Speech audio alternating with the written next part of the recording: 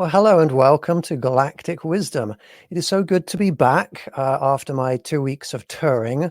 Uh, Before I introduce our guest here today, I want to show you quite a cool photo that somebody took on one of my in-person alien contact events. There's a little tiny green light there on the left in the middle. A green orb descended from the sky when we were meditating and reaching out to these different beings that are out there. And if I zoom in on that, you can see that this is quite an interesting green orb that is lighting up the environment around it.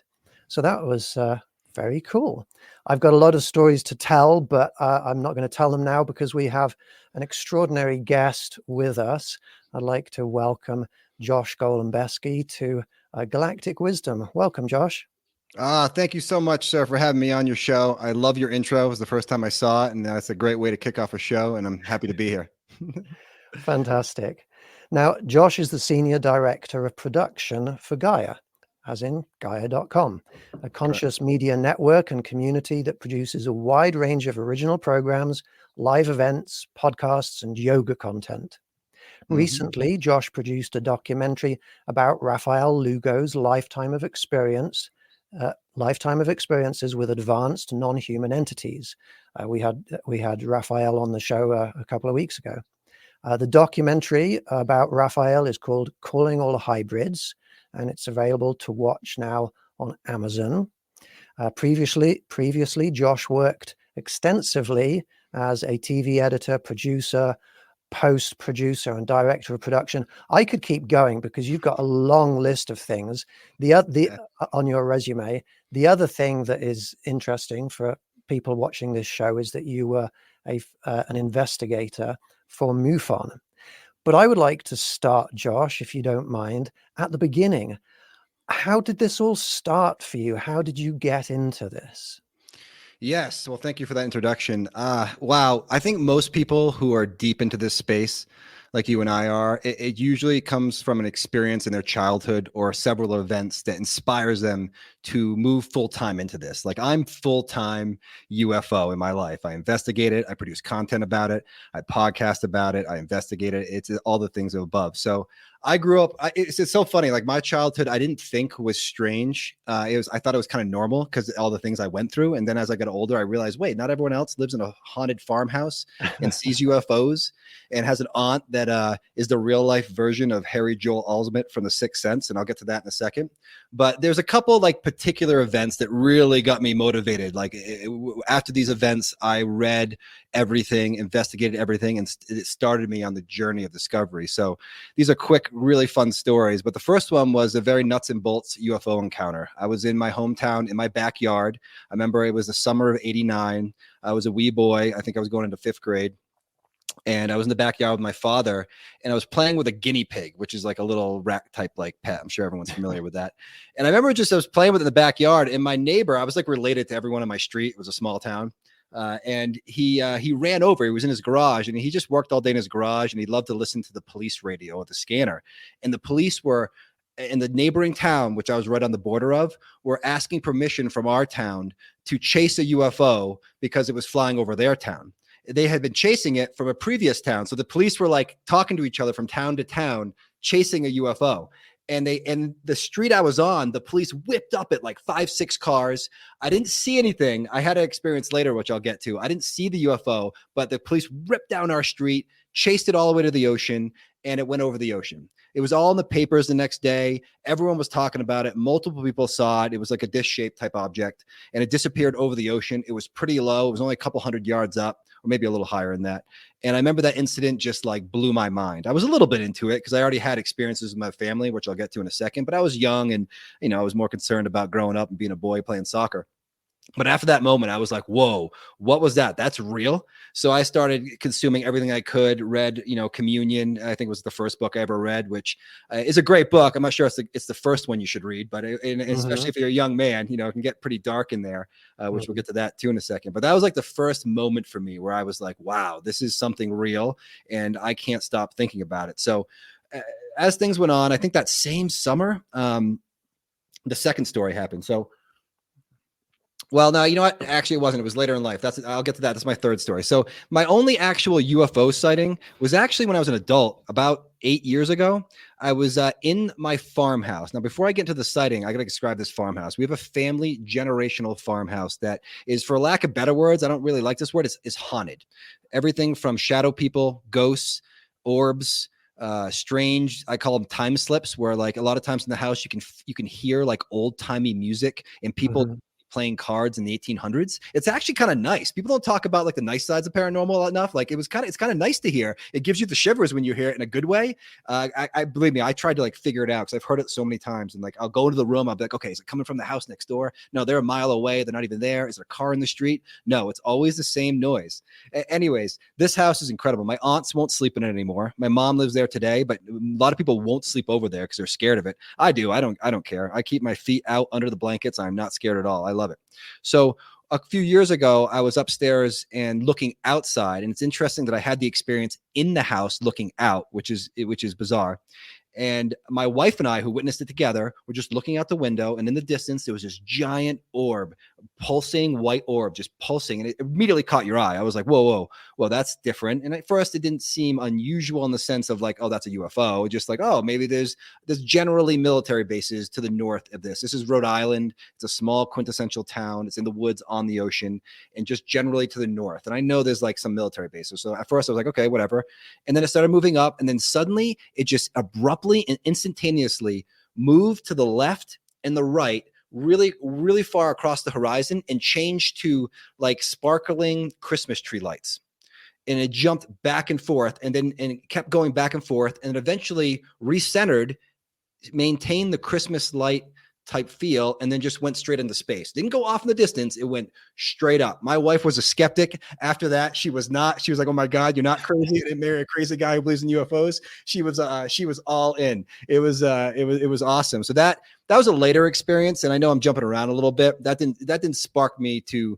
It was kind of the end of the things that got me to move to Gaia, because this is before Gaia. So what happened was, after that event, I really was like, oh my God, I have to do this full time. I have to listen to my inner voice. Like a lot of people, I feel like their whole lives don't follow their true passion. They're either scared. And especially this field, like, you know how much ridicule you get? You know how much ridicule I've received from putting out my documentary? Mostly love, believe me, like mostly good things, but like it's so incredible. And you just like, once I made that commitment, I just felt better. I started like really researching this stuff even more and more. And then I was like, I need to work somewhere. I was doing reality TV. I was producing like everything from the Kardashians to The Real World to Bad Girls Club. I don't know if you ever heard of that one. It's just The Real World, but just women. And these shows were all very trashy, not The Real World so much, but I was just like dying on the inside. I felt like my soul was darkening, and I was like, I need to make a commitment. And I started seeing ads for Gaia, and I was like, wow, someone's actually doing not full time. They do a lot of things, but they're one network that's really focusing on UFOs. And I was like, I have to work there. And it took me about a year. I bothered my current boss for about a year until she finally hired me. And I've been there for about 6 years. But before we get to Gaia, I do want to back up. And I realize I'm jumping around. That's okay. It's like one of those movies where they keep jumping in time.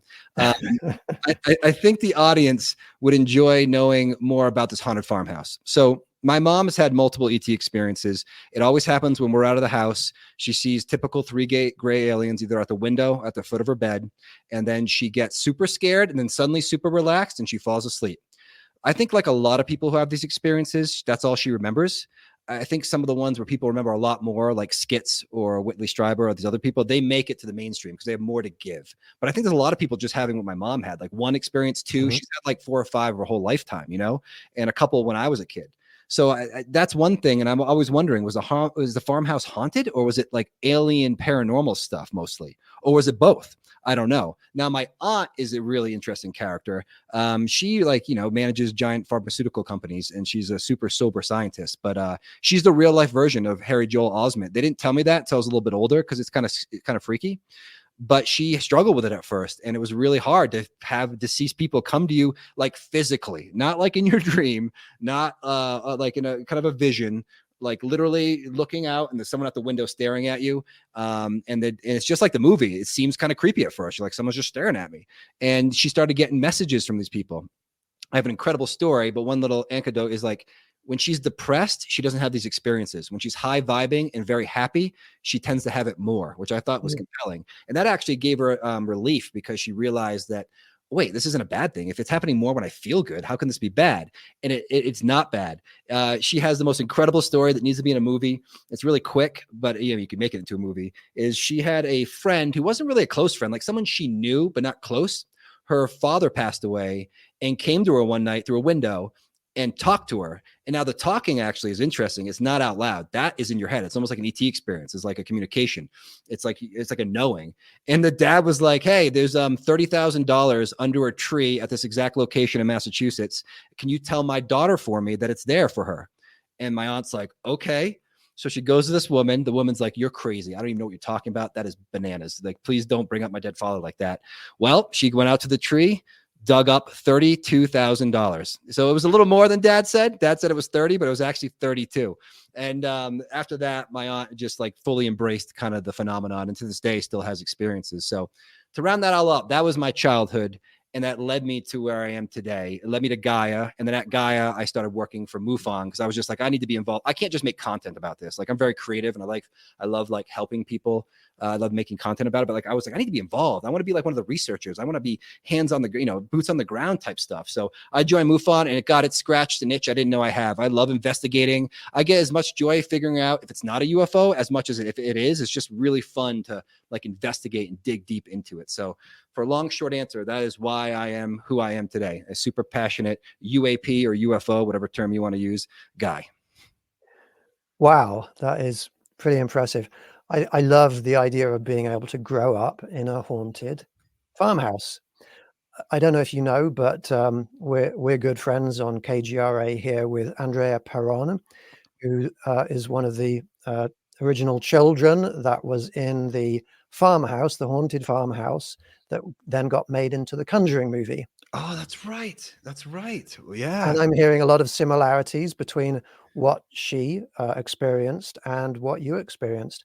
And it's not widely known outside of people who know Andrea very well. But the biggest experiences she had on that farmhouse were with aliens and with UFOs. So it's fascinating that you lived in a farmhouse that is similar to that. And that's what I wonder. When I was younger, it was just classic paranormal. You're like, oh, just seeing ghosts and all this stuff. And there's like the old guy who built the house, an old whaler built the house a long time ago before it became the family house. And they would see him, and I was like, okay, that's paranormal. But then the shadow people, actually, if you get into shadow people a lot, it can be paranormal. It also seems to be ET. It's like they just show up, and that's how you see them, and you interact with them.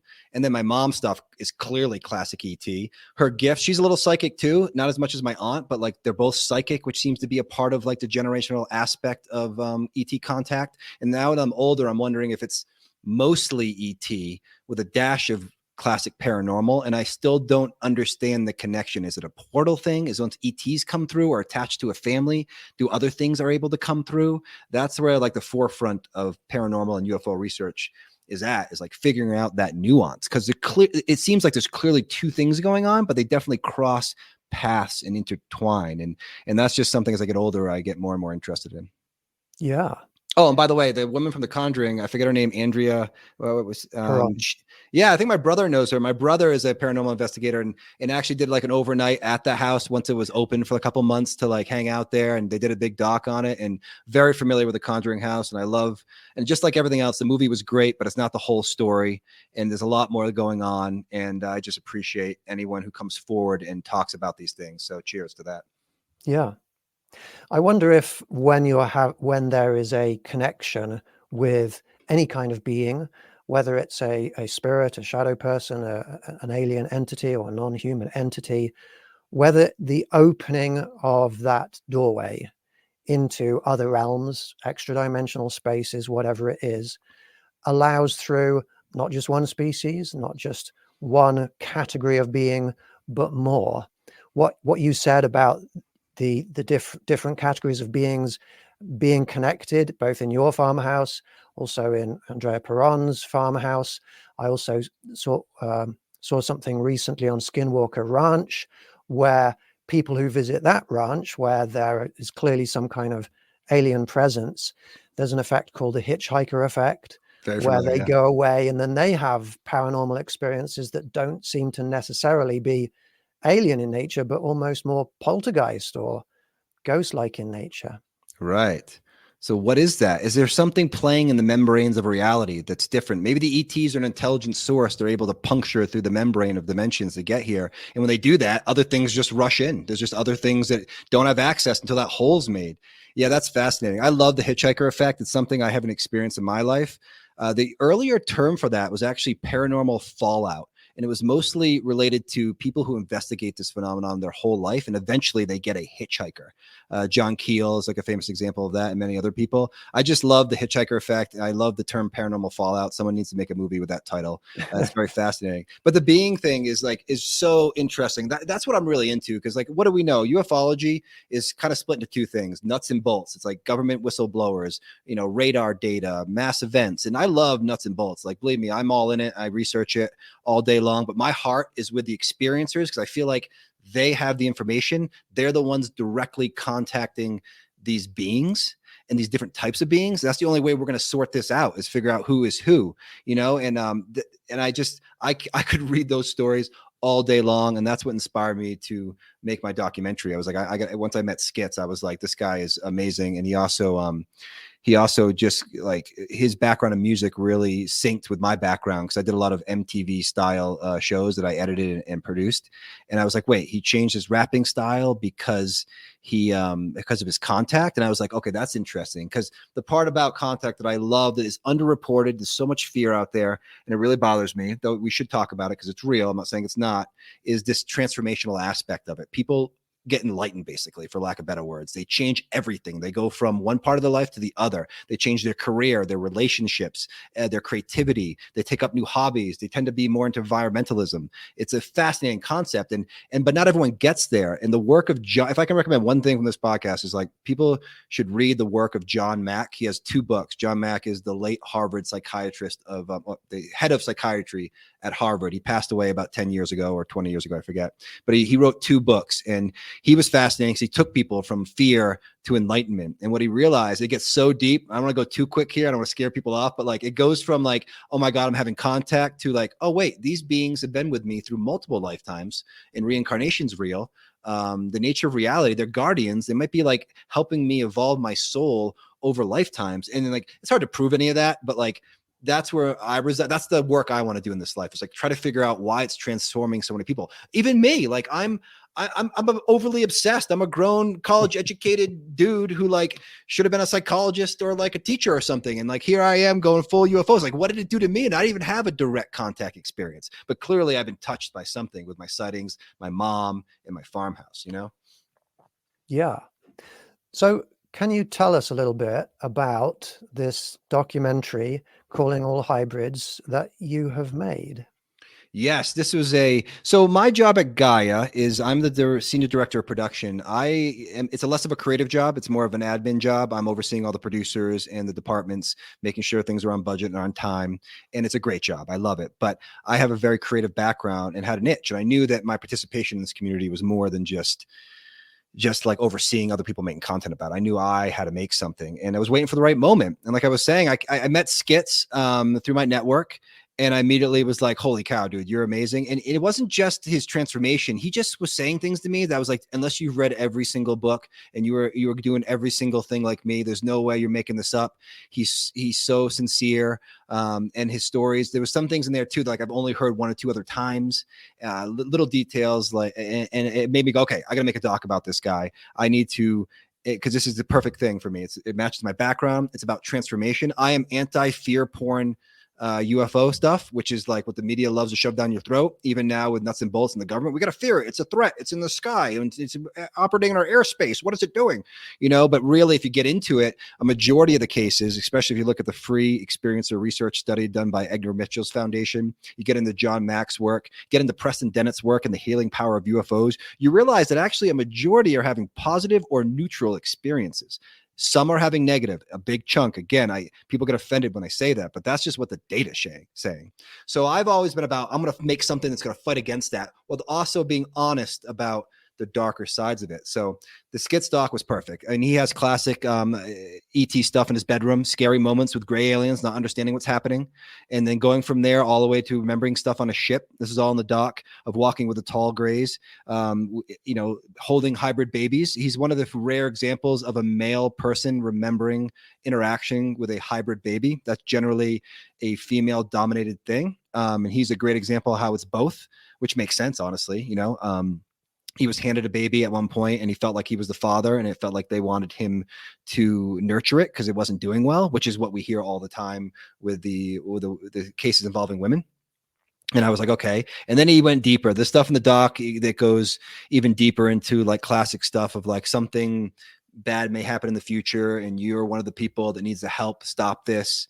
It was strange beings I've only heard a couple different times. And then he also gets into like my lab experiences, which is a part of it that is so complicated. And this is why it's hard to do a doc like this, because like, man, I tried to make it 101 and I think I pulled that off while also appeasing the deeper crowd. But like, there's so much stuff that if you're just getting introduced to this, you're going to be like, come on, there's no way all this is true. Because I'm about to add another layer. What's a my lab? It's a military abduction. What do you mean a military abduction, Josh? Well, it seems like, I think it's provable at this point that the military or aspects of the military, whatever that means, is abducting experiencers after they get abducted by ETs and trying to learn what they learned. And then they muddy the waters by making it seem super fear-based. So a lot of the fear might be coming from these programs that are super complicated to scare people after their experience to muddy the water. And that gets out to the media. And they're like, oh my God, it's terrible. I mean, there's great cases. Like a guy just came forward as part of Dr. Greer's team a few months ago. I forget his name off the top of my head, but he was in the desert and he was a military guy. And it seems like they tried to scare him. They picked him up in the desert. And all of a sudden he realized that one of the gray aliens was like a bodysuit and he pushed it over. There was like cords and like clearly human stuff in the background. And he was like, what's going on here? I feel all druggy. And afterwards he felt like crap, just like Skitz did after his MyLab experience. He feels like crap. It's like someone drugged you and shoved the needle in your spine, And that's the part of the phenomenon that's like tricky. But I mean, if you get into X-Files, you get into the history of it, it's always been there. It's been there for decades and decades. And it's just another attempt at these organizations to muddy the waters and cover it up and keep it fear-based and also silly at the same time, which is such an interesting combo. Make everyone scared on a subconscious level, but at the same time, we're going to make everyone laugh about it too and ridicule it just so we can keep doing what we want. It's like a powerful psychological tool. So this doc was like inspired by his incredible range of stories, his wild transformation from gangster rap, like hardcore gangster rap, to conscious rap, which I don't even know if anyone said that term before. And his music's amazing. The film's called Calling All Hybrids because his big song, I think it's his most popular song, is called Calling All Hybrids. And he not only is he talking about his experiences, but he's also talking about how a lot of us on this planet might be human alien hybrids and that we're all here together to help evolve the planet. So my thing on ufology to wrap that question up is just the reason why I want to do this doc is I just really want to fight against the negative ET narrative that's out there without denying that it does exist. But I think it's a lot less than people realize. And most experiences are either neutral or positive. Yeah. Do you see, Josh, any patterns in the messages behind the communications that humans are having with non-human entities? Oh, absolutely. There's clear ones right off the top of the bat. The biggest one is the environment. They're very obviously concerned with the environment. That is in the literature from Betty and Barney Hill to today. Like that is a nonstop theme, which makes sense. Like, it doesn't matter where you are on climate change. I think everyone agrees that we shouldn't be messing up the planet, and that is something but why are they so interested? The part of that that's really interesting to me is like, why do they care so much? It's like that's where it gets deeper into like, is this their planet? Are we a lab? Are we a zoo? Like it gets into like deeper questions of what their concern is with our lonely planet in the, on an arm somewhere distant in the Milky Way galaxy. But that the environment's the big one. Other ones are just transformation, the nature of reality, and getting people to wake up. It's like what I really believe what Jacques Vallée said. It's like all their communication, whether it's direct or not, like the environment's a direct theme. But what usually happens is their consciousness shifts. And I think it just doesn't impact them and impacts the people around them. It impacts everybody. And it seems like whatever this phenomenon is, its goal is to slowly shift our consciousness for whatever reason.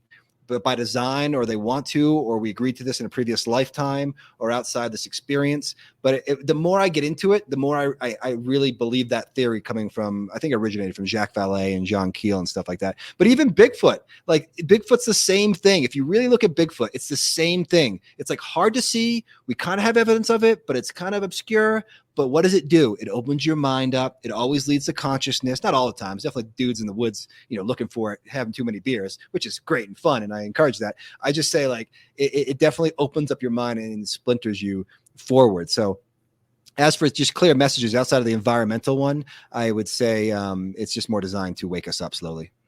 Yeah. I've actually had several people at my events, my in-person alien contact events, over the last few years, who have had clear perceptions of beings close to them, not visually so that you would be able to photograph them, but standing next to them in extra dimensional spaces or just out of our range of perceptions. Mm-hmm. And these beings have come to them with very clear environmental messages. And one interesting commonality between some of these perceptions that people have had are these beings are holding babies or young who seem to be ill or dying or dead. It's sometimes clearly they're young. Sometimes we've been shown images of their eggs that are dying,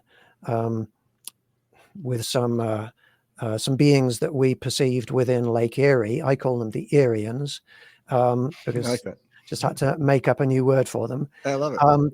Yeah, we're seeing clear environmental messages, and they're showing us that our negative impact that we're having on our environment is not just affecting us, it's affecting them. Yes. They live here. This is their planet and has been for hundreds of thousands of years, many of the species. And if you take a look, for example, at the DNA that has been taken off some beings, mummified beings, like the beings from the Gaia documentary Unearthing Nazca, that sort of thing. This is terrestrial DNA. Their physical bodies are terrestrial, and they are being impacted negatively by our activities. And this show is called Galactic Wisdom, and one of the big pieces of wisdom I'm hoping to impart to our audience members is the importance of taking care of our environment. Now, before we go any further, I do just want to say hello to a few people out there who are watching. I'd like to say hello, Diana. Thank you very much for being here. A lot of these people we know quite well. They attend our show regularly. Liz, hey, good to see you out there. Shelley, thank you for being here. Jonathan, it's always good to hear from you. Well, I'm sorry you're not feeling very well at the moment. I think I saw it earlier today on Facebook. Melissa, it's great to have you with us. And Patricia also.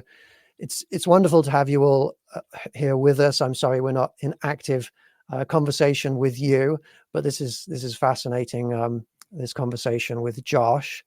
One effect, Josh, that I'm seeing, one observation about what is happening, is these people that you were describing as having their minds open up to this subject, having their philosophies, their worldviews changed and transformed and opened up to this.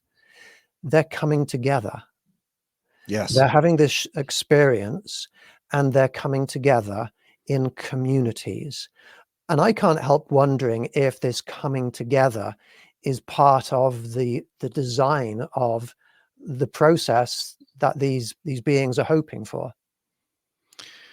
I think I agree with you on that. It seems on purpose. It gets back to the whole consciousness shifting thing. They're seeding our consciousness and slowly directing us as we, people in the new age world, it's popular to say we're all ascending. We're moving somewhere. I don't know exactly what that word means. I don't want to act like I do, but it does feel like there's a movement and everyone's connecting and it's all on purpose. And anyone who's had this experience is finds other people with these experiences and then unites with them. I mean, that's why I'm at Gaia. I'm in a building full of people with experiences with entities, not just straight UFO, but just interacting in many different ways. And I think that is 100% true. And that gives me a lot of hope, and it's definitely not fear-based, because it seems like a high vibe community that's not it's not being negative. And that's why I get concerned with the government-based disclosure of all this threat stuff. It seems wrong, but I think we can overcome that. Honestly, I think it's just like the 100 monkeys kind of theory. Once enough people unite, it will help shift our consciousness. And I'm very hopeful for the future. One thing I wanted to say quick, based off the last question before we move on, or you have another thought, is I actually agree with you on the environmental thing. Like another aspect of the ETs is the nuclear weapons. Like they're probably here because as soon as we start detonating them, they flock to us. Like the Trinity cases before Roswell, there's a great book by Jacques Vallée about it. And the moment we started detonating nuclear weapons, they were here. And what you hear from contactees too is like, and government whistleblowers is like, that was like messing up their world. And they're like, what are you doing? You can't just ignite a nuclear bomb. It's not just affecting your planet, but multiple dimensions. So I just want to follow up with that point. The nuke theory really, correlates with what you're saying. Absolutely. It's interesting you've mentioned Jacques Vallée a couple of times. I acquired this book recently, and this is from 1990.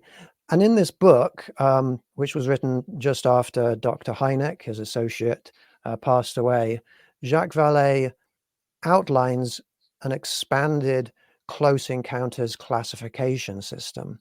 Yep. And in the back of this book, I love it.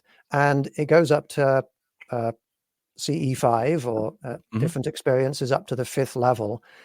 And Jacques Vallée defined in his system CE5 as not being what Stephen Greer does, but he defined CE5 as where there has been some kind of physical effect on a person, for example, healing in the positive or injury in the negative.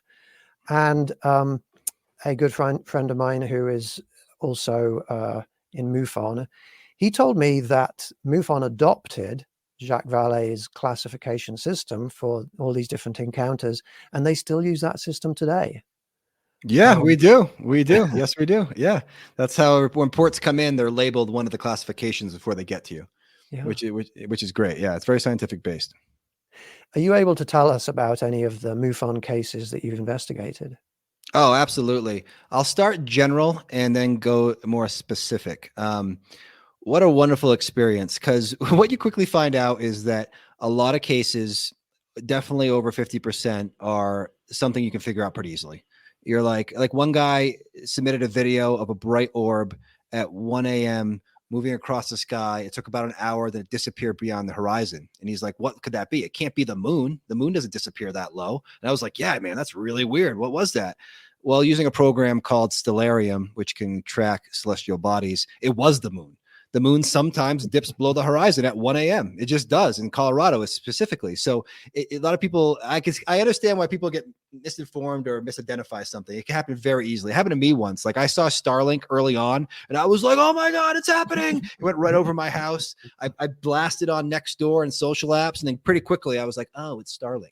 So we have a lot of Starlink as well. So there's a lot of cases like that. But then, I mean, MUFON likes to say it's like, 95% of cases or whatever are provable. And that's generally true. There is a chunk of cases that you just can't prove it either way. Like one witness sees a black triangle low over their house. They seem believable. They're great.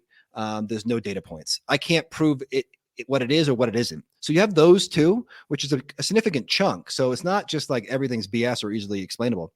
But then there's the small set of cases that I'll talk about that are truly like, whoa, I don't know what's going on. That's really weird. And I'm very careful about labeling something. We have this thing called dispositions. At the end, we're like, okay, we're certain it's this or that. We're never 100%. We're like 70% certainty or 90% certainty. And we call it unknown. It can be unknown other or unknown UAV. And obviously the most interesting one is unknown UAV. And I've had a couple cases like that. It's like about 1 out of every 10, I would say, gets that interesting.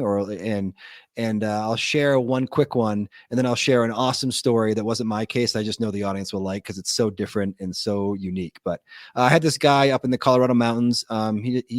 he doesn't mind if he's anomalous or not, but I'll just leave him anomalous. And he started submitting multiple videos to me through MUFON. He submitted one through MUFON. Then once I took on the case, even more. He was just setting up a camera in his backyard, looking up at the sky, and like almost every night for a while, he was catching something anomalous.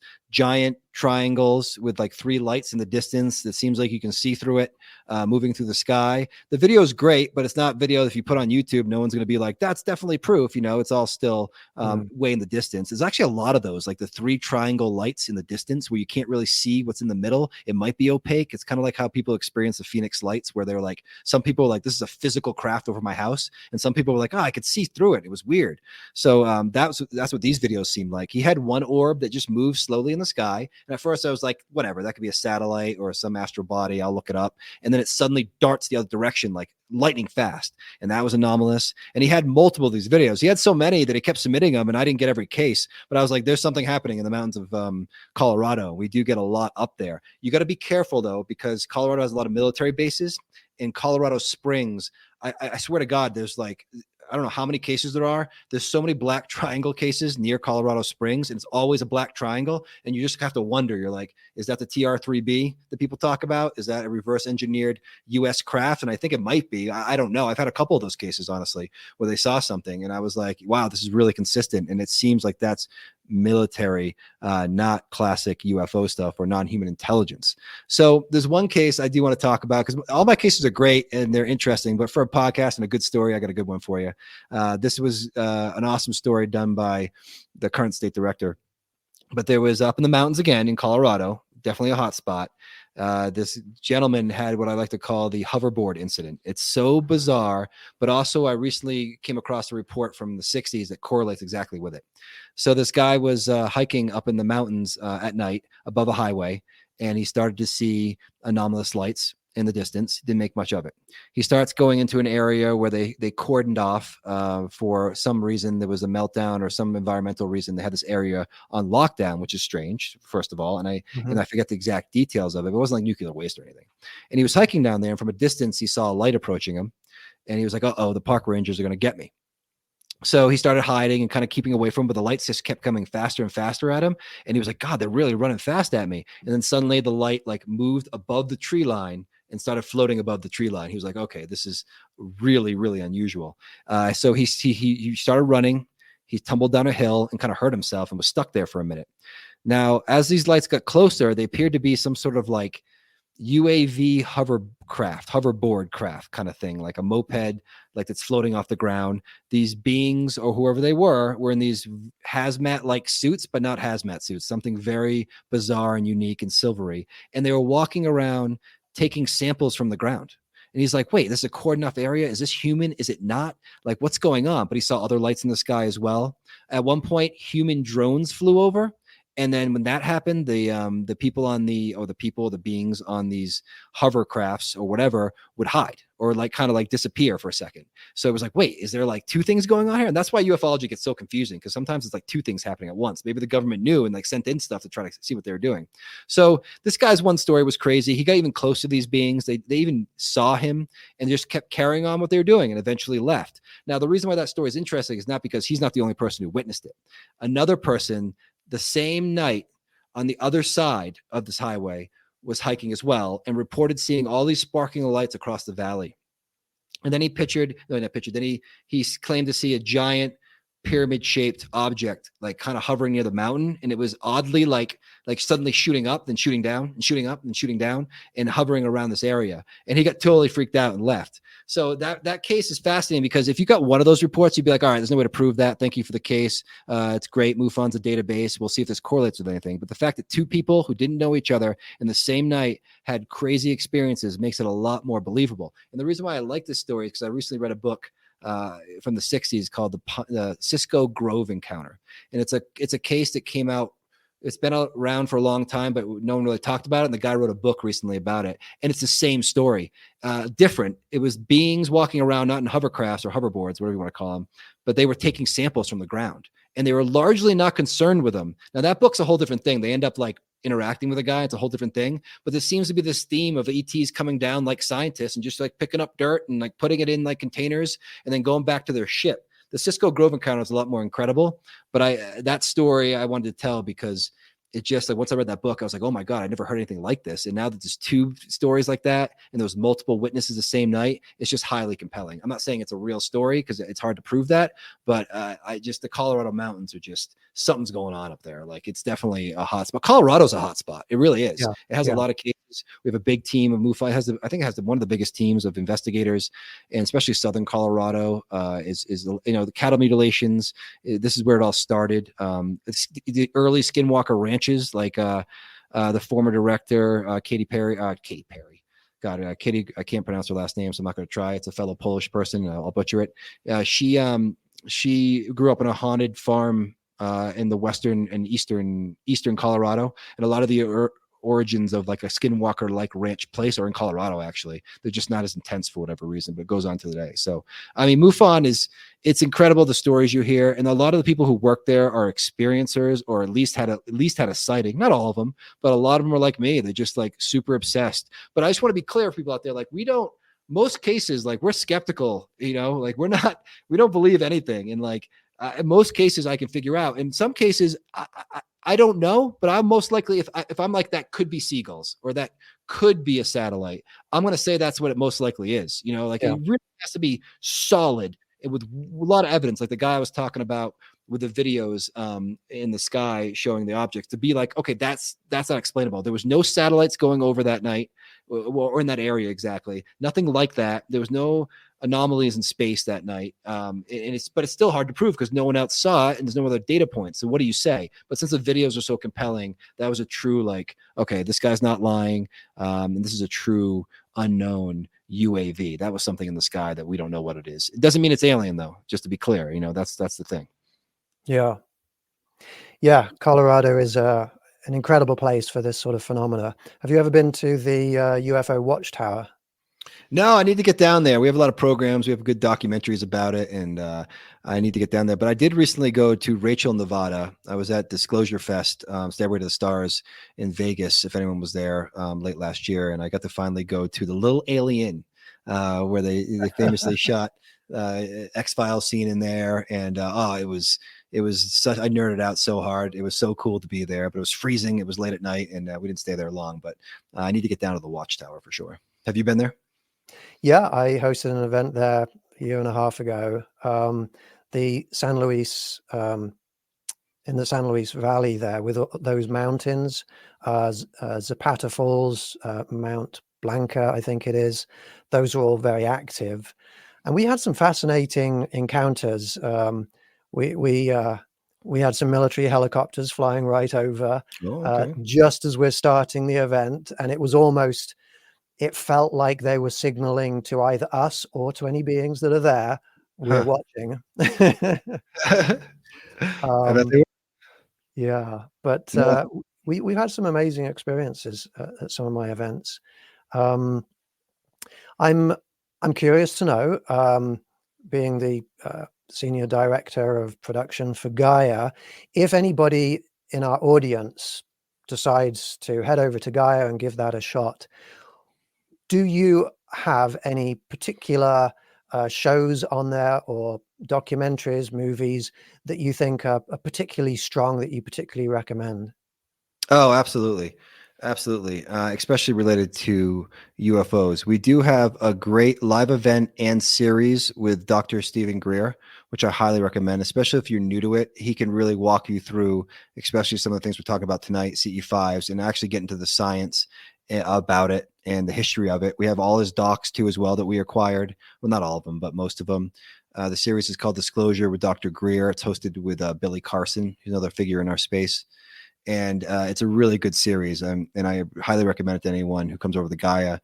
We also have a great historical series with Richard Dolan called Aerial Phenomenon. We didn't produce that in-house, but I just like, my heart loves historical UFO stuff. Like I could just look at historical UFO pictures for like hours, and I just appreciate anyone who's dedicated their lives to knowing the history of UFOs. Because God, it's been there since the 30s now. I mean, well, it's been there. You can argue way longer, but like modern ufology really kind of started pre-Roswell, you could say. and he can take you from there to today in like a nuanced way that I wish I could remember all the dates, terms, and names. It's a beautiful series. We also have a very controversial show that I really love. It's called Cosmic Disclosure, and it's changed over the years. We have some great characters on it who are definitely connected to what's happening. We have Richard Doty, who's a controversial figure in the field of ufology. He has a great doc called Mirage Men that was also on our site, and he is on Cosmic talking about all sorts of different things he's never said before on camera, from different ET races to different programs and all sorts of stuff.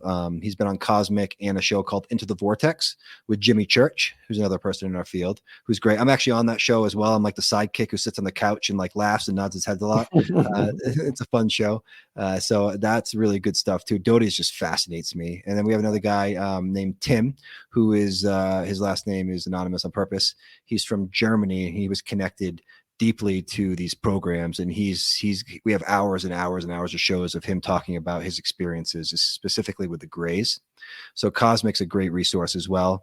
And God, we have so many good interviews on our talk shows. I've had a lot of MUFON people on. We just had Jeremy, a local state assistant director, not anymore, come on. We had Katie, the state director, come on and tell their stories. And they both have incredible stories. Like Jeremy, for example, worked on Bigelow's Star Team. So early on, one of the programs, I think it was UAP Task, I forgot the name of the program, but it was sorted through Bigelow, and Bigelow, like the government funded it, but Robert Bigelow, the aerospace entrepreneur, ran it. And they would go around. He used MUFON as investigators to go around and tackle certain cases. And Jeremy was on that team. He would get flown out to places and just investigate a crazy happening somewhere. And that's just fascinating stuff, because he has the real stories with real people that you've never heard before.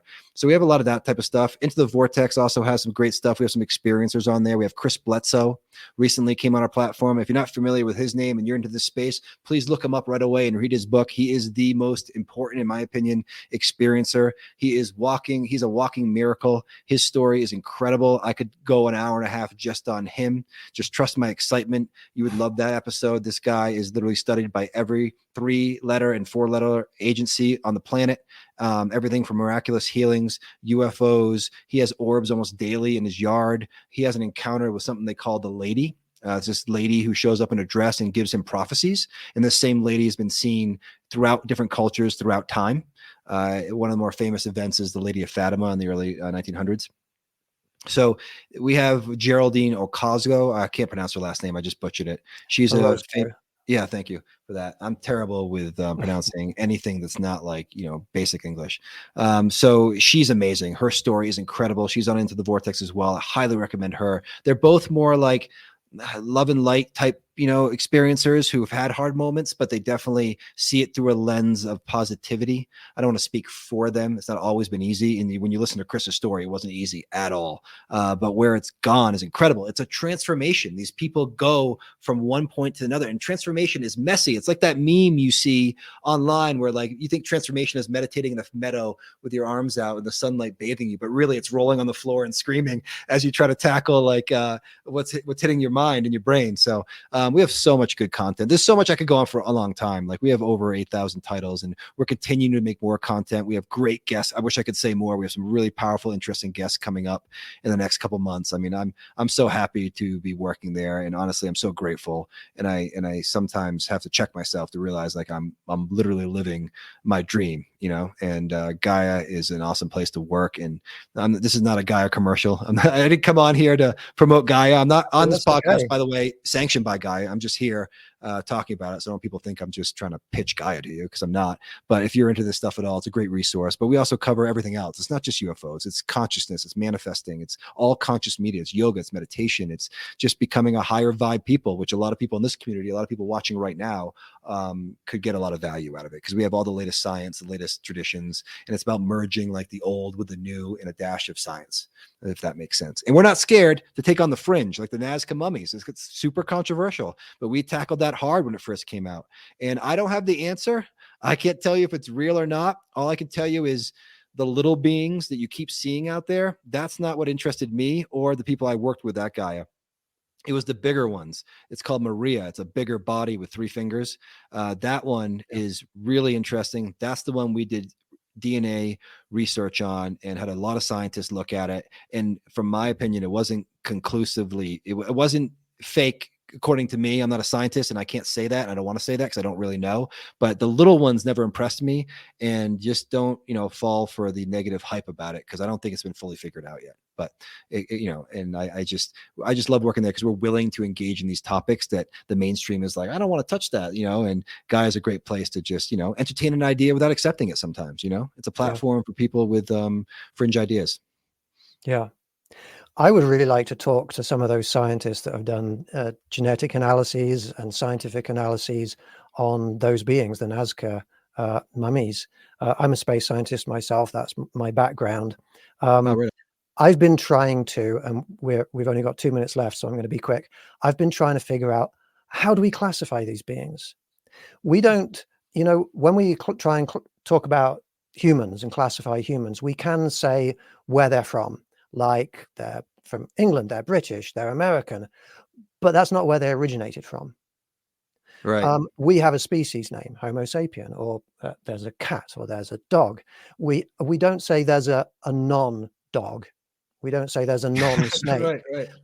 Like we say non-human entity. The way we classify ourselves and species on this planet is according to what their characteristics are. And I would like to better understand what the characteristics of the beings are that have been analyzed, so that we can figure out, do they fit in the animal kingdom according to science? Some of these beings, do they fit? Do we have to go kingdom, phylum, class, order? Like, where do they fit? Or do we need a new kingdom? That's just a little thing that's on my mind right now. I love it. I would I think you're love to right. keep talking to you about this, but we're approaching the end of this show. I would like to thank you, Josh, for everything that you're doing out there that is Oh, bringing people together, all the content that you're producing for Gaia and also independently. I recommend that everybody check out on Amazon, Calling All Hybrids. That's Josh and Skitz's, or Raphael's new documentary. I would like to encourage anybody watching here today to join KGRA as a member. And if you use the promotional code Galaxy, that word Galaxy, then you can get a big discount on your membership for Gaia. Please check out my Galactic Wisdom Facebook group, my Galactic Wisdom Patreon group. We meet a lot outside of this show in our Facebook group and the Patreon group, and we do a lot of events. We're out of time, so I'm not going to be able to tell everybody. But please also, if you'd like to find out more from Josh, here is his Twitter address. And also, you're on LinkedIn if people want to look up your name there. please. Thank you, everybody, for watching. Josh, again, thank you so much for being here. I really appreciate it. Thank you, sir. It's a pleasure, and I appreciate the community that you're creating and fostering. Thank you. I'd like to thank everybody that's watching. Peace, love, and happiness to you all, and I look forward to seeing you all next week.